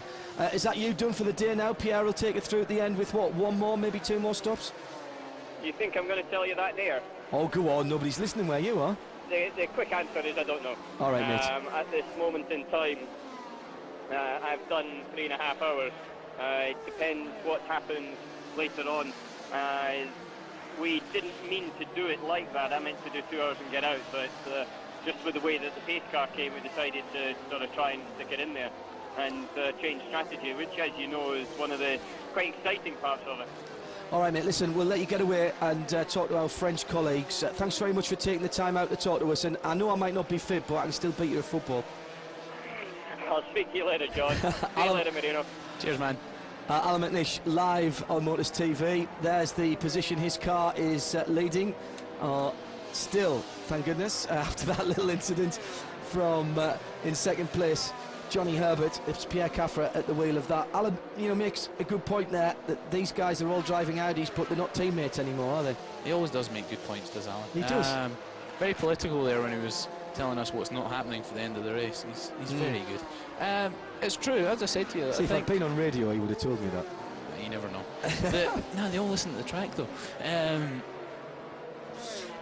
Nope, still Alan in the background. You can still hear him. He's showing off now. Now we've still got Alan. Oh, and there's off onto the side of the grass there. That was Johnny Herbert as he was going for the lead. He's actually taken the lead on the grass as he come across the side of the circuit. Has he managed to make it stick? Yes, he has. That is quite remarkable. Quite remarkable from Johnny Herbert. I apologise for us still hearing Alan talking to our French colleagues next door in the background, but that was a change for the lead, and Marino, I've never seen that done. It came out, and again, Caffer just having to get off the throttle. Get off the throttle, and Johnny made a quick little decision, kept the throttle buried and took to the grass, carried the momentum and just made the move stick. And obviously the grass there had quite a bit of grip. Well, it's not so much even that the grip, okay, the wheels would be spinning as he went across that, but he didn't lift, and Pierre did. Now, he just carried the momentum, and that took him past. But Alan's definitely making a good point earlier about the setups of the car. They are battling against it, and Veloqx, as I said, from getting engineers like Graham Taylor, they have kind of set their stall out with a fantastic backroom staff. And when you've got the same equipment, it's kind of things like that that make the difference. It's going to be a different setup from here to Le Mans, and obviously I think Go have got a little bit to find, but there's no doubt they'll find that they, as you say, they're based near Audi. They have a fantastic group of guys, and I'm sure when it comes to Le Mans, there's going to be 4 Audis, including the champion one, battling for the lead. That's going to be a battle royale. These two cars battling for the lead right now, both with the same amount of fuel bar a lap, both with the same age of tyres on them. And now here's an interesting, this will be an interesting pointer, because they're coming up now against the 9th place car of David Brabham at the wheel of the number 22. This was the car, remember, that at the start of this race some 3 and a bit hours ago, it's Johansson in the car. It's Johansson in the car. Good spot, yeah.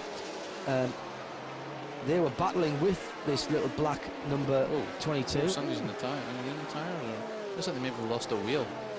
I think I saw a wheel coming off there, but I may be wrong. That's the John Bosch, Danny Sullivan and Thomas Biaggi Baron Connor racing car, and that's well and truly beached. Now let's have a look at Johansson. Topped the timesheets early on this race weekend in that Zytek engineering machine, so plenty quick enough on a single lap. Knowing Stefan well, he'll be on the radio. He's always, there's nothing in front of him, but he'll be moaning about traffic as we speak. I think what Stefan will do is he's not going to get in the way. He knows they're battling, but probably he'll let the 2 of them past and then just sit on the back and show what the car can do. Jamie Davies down in pit lane. Now Johnny Herbert is in first place. You couldn't see the way he has overtaken Pierre Caffer. It was incredible, but now your car is back on first place. That's the most important. For certainly it's most important, yeah. It's quite nice for us. The car's been running quite well all through the race so far, and you know, we're quite happy how it's going, and it's good to see it in P1 now. This is your first year driving the Audi R8. How is the car, the sensations, the drivability? The R8 is just great, you know. I mean, Audi have built a great car, and the team have done a fantastic job preparing it for this weekend. Obviously, the Michelin tyre has been excellent as well. So, so far, fingers crossed, all has gone well. Of course, now Johnny will have to defend the first position. Yeah, for sure, yeah. I mean, the aim is just to push as hard as possible anyway, so just see, hopefully we can pull out a little bit of a gap. Thank you. And the passing manoeuvre on the grass, Jamie's would have been absolutely proud of that if he'd been on his combine harvester, wouldn't he? I mean, that was... he'd have me for that. Oh, there you see, that's exactly what we were talking about. Johansson not wanting really to let those guys go by, and he's really held up Johnny Herbert, and that's allowed just a little bit of that daylight to close as we're into the last third of the race here at Monza, live on Motors TV for the first round of the Le Mans Endurance Series, and Johnny Herbert just getting his whole race flashing in front of his eyes there. It was a bit naughty by Stefan. I don't think he really brake tested him, but he didn't give him very much place to go. Stefan having a little moment on his own, and there's the difference. First and second absolutely back together now, and once again Pierre Caffer in the second of those 2 silver and purple cars. And here's it is again, and there's very nearly a touch, but they've got away with it. Stefan basically blocked him there. And there'll be more action from Monza in just a few moments' time.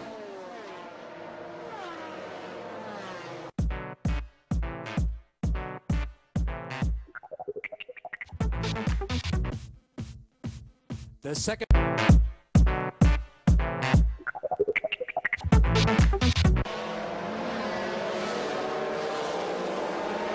Inside the last 10 laps at Monza, it's going to be about 5 hours, so even with the safety car and a bit of wet running, these guys have really upped the pace. That middle section of the race when Johnny Herbert and Alan Mcnish were trading fastest laps, and then Stefan Johansson came out there and dropped it. Oh, and there again, off goes the 77 car. That's the Shorrock Racing Team. They've been there or thereabouts. In fact, they're still shown in second place in GT at the moment, although our lap scoring's a little bit behind. So they are really dicing with death there. Perchance giving up their podium position. That's full wet now, isn't it? Nasty. Now do you want to be out there? Now I really want to be out there. You are a rain meister, aren't you? I really love the rain. That would be. I love the dry, but I certainly don't hate it as much as a lot of drivers do. There are some drivers who just don't get along with wet conditions at all, aren't there? Yeah, some guys like Alain Prost who just never liked the rain. The problem you're going to get with a prototype now is with the dry settings is aquaplaning, where the car lifts up. It's a big flat bottom, it lifts up on the water. Oh, Alan's pulling this in, but I just don't think he has enough time. Well, he's got to do the same sort of, well, if he's got 9 laps now left, he's got to do just over a second a lap just to get back to him, and then he's got to pass him as well. It's the old adage. Look, it's got sunny again, the parabolica, and that's going to be the problem. You're going to find differing conditions as the rain passes over, but it's still very wet. If you'd have gambled on slicks, I think we would have both lost, wouldn't we? Yeah, I would think so. I think you'd have floated over the gravel a couple of times, because it's, as I say, the cars are aquaplaning, they're lifting up on the water in certain parts of the track. And with slicks, that's going to be even worse. Yeah, just look at the amount of water that these tyres move. About a bath of water every second or so being moved by these tyres. I know that sounds like a lot, but it's absolutely true. They are hugely effective, and you can just see there by the 2 drying marks that are left as we're watching the Freisinger car, which is back up there in the head of the GT field. And that is Alan Mcnish making an uncharacteristic mistake. He's just pushing as hard as he knows how. He knows even if he does something like that, he's still going to be second. He wants to win. Well, the last time I saw Alan Mcnish off on the grass was at Nürburgring during a ALMS race, and that was in the old. That was in the old car. Yeah, when they were saving the new ones for Le Mans. Correct. And those cars, that was in the rain as well, and he had a monster off coming out of the back chicane up towards the Coca-Cola curve at Nürburgring. That time managed to keep a hold of it. I think that was the aquaplaning that you were talking about before. Just the too much water getting ahead of the wheels under braking. Couldn't get the car. He's still only 11 seconds away, even with that. So he must have been a lot closer than that before. As where is Johnny Herbert on the track? Because obviously he's suffering the same conditions there as Herbert's just gone through there. Now where's Mcnish? He's in this gaggle of cars, is he? That's Herbert. Then the RML car. Look behind, because this gaggle of cars coming through should include Mcnish. Was that him there? Yes, it is. Well, that's not 10 seconds. That is not 10 seconds. 165 out of 173. This is doable. We're going to set up again. Yeah, let's sit up and stretch and start looking back, because there goes the leader. There goes the RML car, and here's Mcnish, and again I will say that is not 10 seconds. Oh, don't get in the way. Oh, that was inevitable. Absolutely inevitable. He's laps down. He should be letting Alan pass. That's not the good play. Roll Centre car up in the top 6, but he has just got in the way there. Did you see it fishtail as Alan was accelerating away from the chicane there? Good catch there by Barbosa. He's got it right. It's Martin. It's Martin Short, isn't it? Yes, it is. Looked in his mirrors and still turned in. Slightest of touches there, but when the car's unsettled like that, that's all you need. In fact, and a bit of an odd line as well, I'm going to say, in Mcnish's defence, but you know, Mcnish cannot make his car disappear at that stage. You can't ask Scotty to beam him up. So, you know, you've got to give each other racing room. There's the starter stand. Now, hopefully they're not considering finishing this early, because this is proper racing. Sports cars are used to the wet. We like to see it. We're down into the last 7 laps. Oh, nice slide coming out. Now, people, you can see the people are enjoying themselves. That was the Certec Motorsport 360. And let's not forget the GTS battle. GTS with that 85 a GT rather, with the 85 Freisler Motorsport car still heading that as far as we're aware, and the Labra competition machine still at the head of the GTS battle. Look how bad these conditions are. There's Mcnish picking his way through the puddles, and he really will be finding out where he can get a little bit of grip round there. This is very bad indeed. The rain falling very heavily, even though there's sunshine at the Parabolica here at Monza. And there is Christensen making another mistake. And I can't believe that. Visor open. That visor will not be helping him. Tom Christensen uncharacteristically off the track there at Monza in the Go Japan Audi R8R.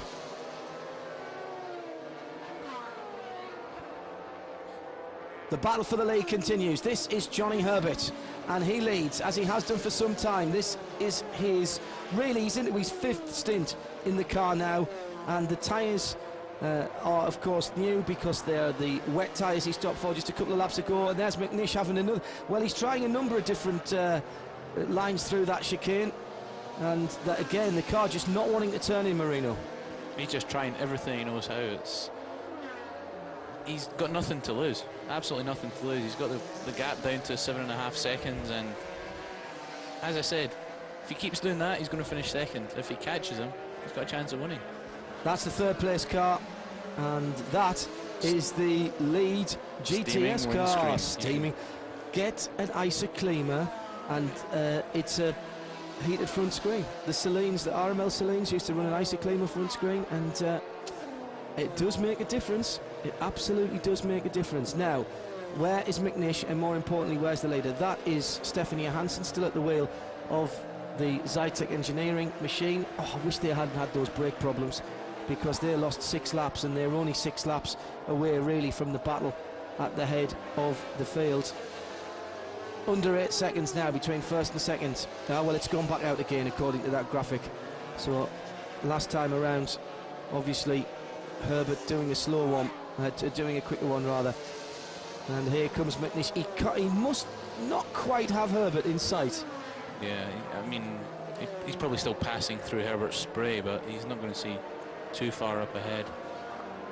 Coming up on the 5-hour mark, 5 hours of racing. Alan Mcnish been in this car for the better part of 4 of those.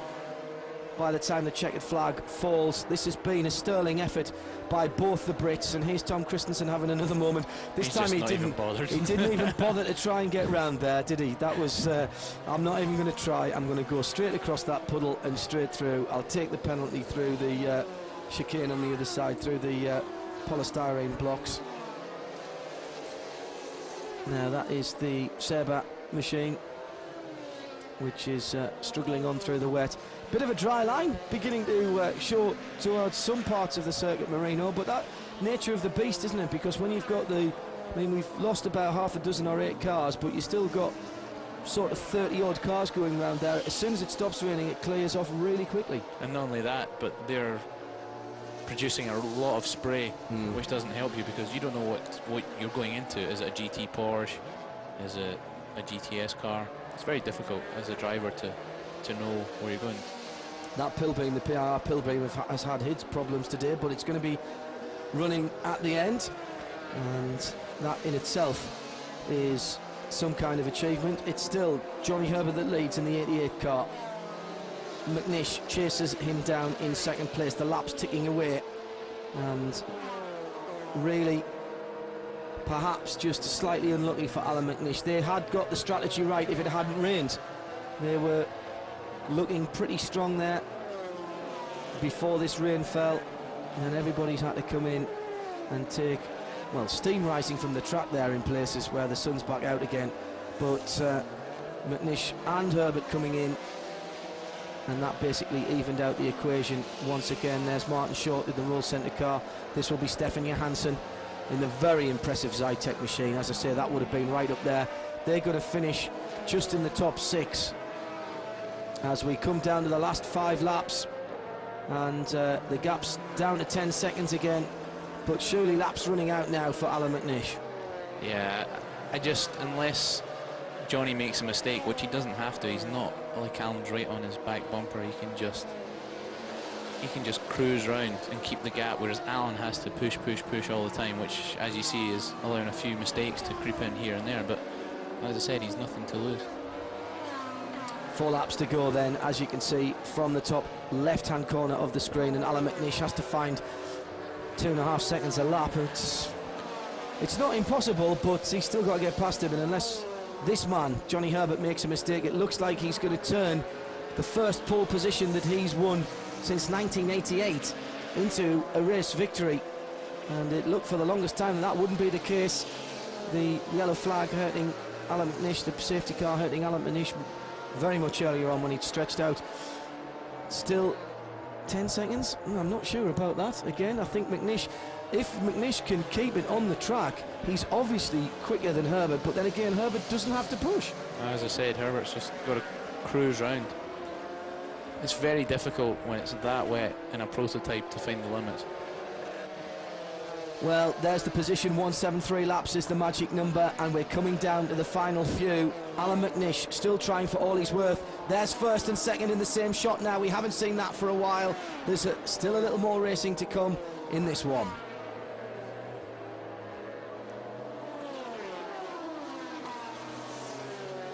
Johnny Herbert crosses the line, this time 3 to go as he goes underneath the start-finish gantry. If he looks to his left now, you see the illuminated board which says 3 on it. His pit board will say 3 on it too. Alan Mcnish still gaining, but there's traffic between them, but there's still the best part of 18 kilometres to go before we see the checkered flag here at Monza.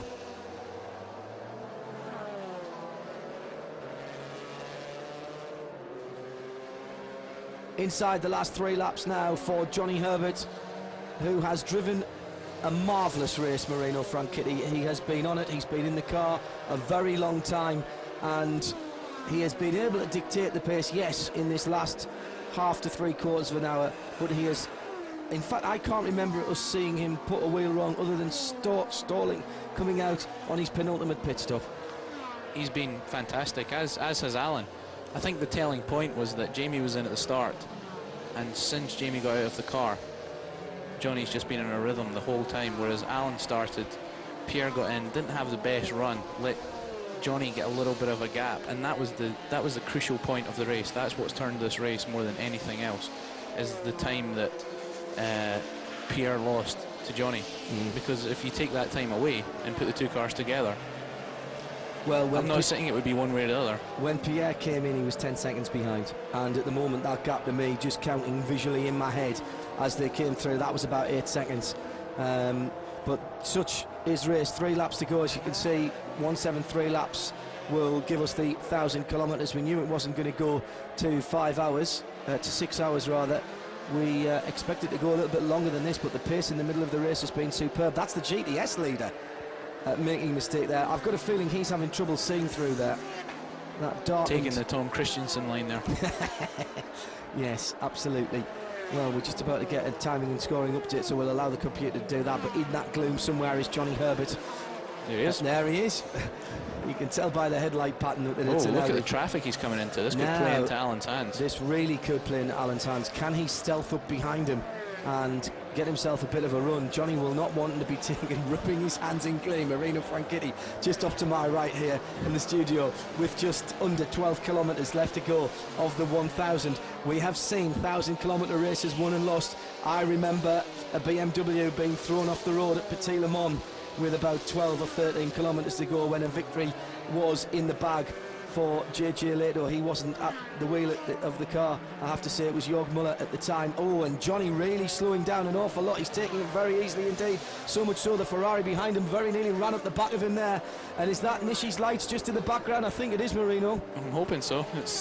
It'd be really nice to get these two together at the finish as they have been all day, and to see a real ding-dong for the last lap. But it is Nishi, you know. He's on the same bit of straightaway. The last lap is going to be a real barnstormer. It's down, well, they're saying 4 seconds on the caption there, but every corner, every metre that Alan Mcnish Audi completes is taking him closer to the back of Johnny Herbert's lead car. Now, is he going? Oh, Johnny's just got a car between them again, but Mcnish might not suffer from this too much because he'll come through here. There is the Audi pits. Dr. Ulrich in middle of picture with the headset on there. He's the man behind the success of the Audi R8 with Ulrich Boretsky, the man behind the awesome motor in this car. The first and second place drivers now on the long straight on the way up to the Parabolica. We need to see the final turn, and it's the Franz Conrad machines off. It was been struggling around with that diff problem for a while. It held the lead for such a long time in GTS, but it looks like it's not going to make the end of the race. Now, there's first and second in the same shot. Oh, get on the edges of your seat. If you're there at Monza, you've paid for the full seat. You're only using the last inch of it at the moment. That's the gap between first and second. Johnny Herbert, after, well, what is it? 6 kilometres from, so that's 94. 994 kilometres have been completed. And Alan Mcnish is right there. You wouldn't bet against a dive on the last lap here. You wouldn't. One little mistake from Johnny and Alan's going to be in there, but it just looks like a little bit too much. Yeah, maybe one more lap would have done it for Alan Mcnish. I have to say I worked out 1,000 kilometres around here at 175 laps, but there you go. 2 seconds. 2 seconds. I was never any good in maths. It was Friday afternoon. I always used to take it off. We're inside the last half lap of the 173. Breath baited in there. Everyone looking. We know there's going to be an Audi 1, 2 and 3. It's just which order is it going to be and which Audi is it going to be. Herbert looks good. He looks like he's picked his pace up, if anything, Marino Franchitti, as Alan Mcnish is trying to get close, at least try to put a little bit of pressure in the last third of the lap. He's trying his best, but I think Johnny's got it covered. He's in radio contact with the team. They're telling him the gap every step of the way. Bit of traffic in front could make it. Oh, Johnny just getting a little bit of squirrely there, and Mcnish a little bit later on the brakes. Two of the best sports car drivers out there at the moment are battling head to head. If only we had Tom Christensen on the same lap and right up behind them as well, that would have been the dream team. Is that Ferrari going to cause problems around the final corner? That's the lead GTS car. Alan Mcnish surely not close enough. The first round of the Le Mans Endurance Series 2004 will go 1-2 to Veloqx, to Audi Sport UK, and it's going to be Johnny Herbert who converts his first pole position since 1988 into a win for the 88 car. He shares with Jamie Davis. The checkered flag for Johnny Herbert. Alan Mcnish chases to the line. Warm applause as he comes in second place. Absolutely awesome piece of sports car racing, and that, if you haven't watched it before, ladies and gentlemen, is what we get for 24 hours at Le Mans. The first round of the Le Mans Endurance Series here on Motors TV has been everything we expect it to be. Alan Mcnish and Johnny Herbert second and first.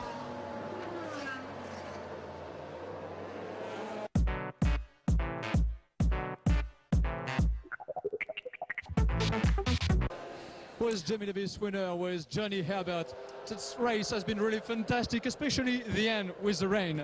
It's just incredible, yeah. I mean, the stints went well for me at the beginning of the race, and then Johnny drove a good second half of the race, and just unbelievable. I mean, the weather conditions at the end were pretty bad, and you know, just a great job. Johnny did a good job there in the wet, and it was so close at the end.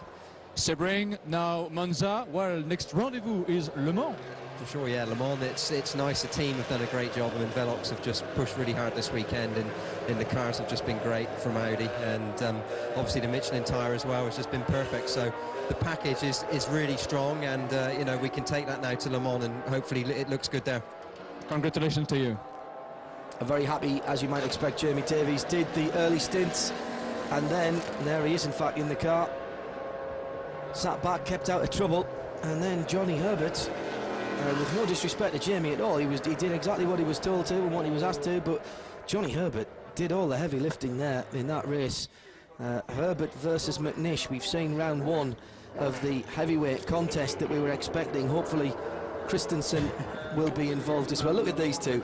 You saw Mcnish a minute ago climbing into the car. They're such good friends. We travelled up to, all three of us travelled up to the Le Mans test together, which was a 11-hour marathon. Sounded like a good idea at the time. What, you drove up from Monaco? Yes, and it was, but now they've done a great job, but you're right, it's like a heavyweight contest, so it's round two next, ding ding. Which is, yeah, ding ding, seconds out. Round two will be Le Mans, of course, in the second weekend of June. American Le Mans Series back on the track, and hopefully we'll see some of the same cars and drivers into that, but the Le Mans Endurance Series stretching throughout the year here on Motors TV. And you know, the rain stopped just in time for the presentations at Monza. Herbert from Mcnish from third place was Tom Christensen, wasn't it? And we've got a bit of a glitch on our timing and scoring at the moment, so we've pretty much lost everything. So I'm not. The water's obviously got into all of the works in Monza at the moment. We're fairly certain that the GTS winner was the Labre competition car of Pedro Lamy, Christophe Bouchard and Steve Zakia, and the Prototype 2 winners was the... I've just said that now, and of course I can't remember who it was. Oh, it was the Ford, wasn't it? The Tamparelli Ford, Ranieri, Randaccio and Leonardo Maddalena. They were still running at the end. In GT, that is the one that we can't tell you at the moment because it was very tight at the end with everyone on the wrong pit stop strategy. There's Dr. Wolfgang Ulrich striding up the pit lane there, right in the middle of the shot. He will be a happy man today, seeing 3 of his customer Audi R8s continuing this awesome dynasty. 50 races now since it came out. Here's Sam Lee from Veloqx Racing. Veloqx, better than Sebring with 1 and 2 under the checkered flag. Yeah, that was good. The team is great this weekend, and it's great to show that both cars can win now. And I hope to bring this result to Le Mans, and looking for a great finish there too. That's true, we can say never 2 without 3. Sebring, as I said, now Monza, and next appointment, next rendezvous is Le Mans. Yes, that's the biggest race on earth, of course, and our target now is bring this result to Le Mans and try our best. Thank you very much, and congratulations. Sam Lee, the driving force, one of the driving forces behind the Audi Sport UK Veloqx Racing. Veloqx stepping up, Le Mans GTS champions, of course, last season. And there, indeed, is the result. Davies and Herbert from 0.6 of a second from Kaffer and Mcnish. The Japanese car in third position, looking down through the finishes. The Labre competition car winning in GTS by 3 laps. And then it was Dumas and Ortelli who won in the GT. GMB in the second place with the Ferrari, so it's good to see 2 manufacturers in there mixing it. Yeah, absolutely. The weather has brightened up just in time for the presentations. We'll try and get you a couple more interviews. Initial thoughts then about the Le Mans Endurance Series. We've seen the first one here on Motors TV. Marino Franchitti, was it up to what you expected? It was everything and more. I just wish I'd been out there. It's fantastic. Congratulations to Audi Sport UK Team Veloqx. I think they did a fantastic job, and really, I think they've laid down the gauntlet for Le Mans. Picking up a couple of stories from that, the Cytec engineering car, Andy Wallace, David Brabham, Stefan Johansson, but for a brake problem, ifs and ands, I know, but you know, that car absolutely on the pace.